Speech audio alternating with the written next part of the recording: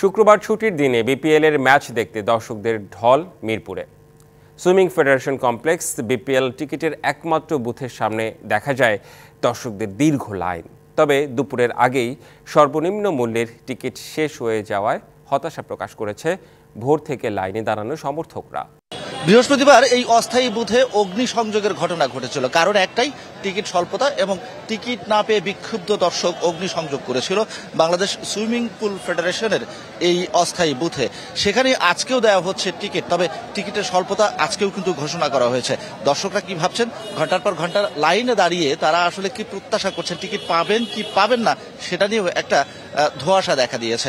আচ্ছা, আপনি কখন থেকে দাঁড়িয়ে আছেন? আমি 3 ঘন্টা ধরে লাইনে দাঁড়িয়ে আছি, এখনো টিকিট পাচ্ছি না। আপনার কি মনে হয় টিকিট পাবেন? দেখা যাক, ইনশাল্লাহ টিকিট পেতে পারি। কোন দলকে সাপোর্ট করছেন? আজকে হচ্ছে দুর্বল রাজশাহী। আপনি কখন এসেছেন টিকিটে? আমি এসেছি সকাল 8টায়। দিনাজপুর, ঢাকা। 200 টাকার টিকিট 500 টাকা, 500 টাকার টিকিট 2300 টাকা।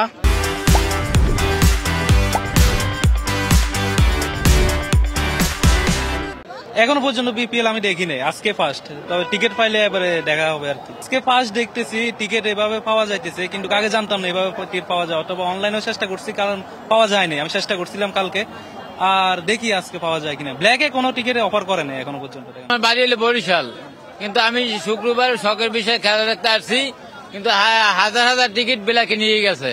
বেলাকে 320 টাকার টিকিট এখন 800 টাকা বেচতে আছে। দুর্নীতি দেশে শেষ হয়ে গেছে নাকি?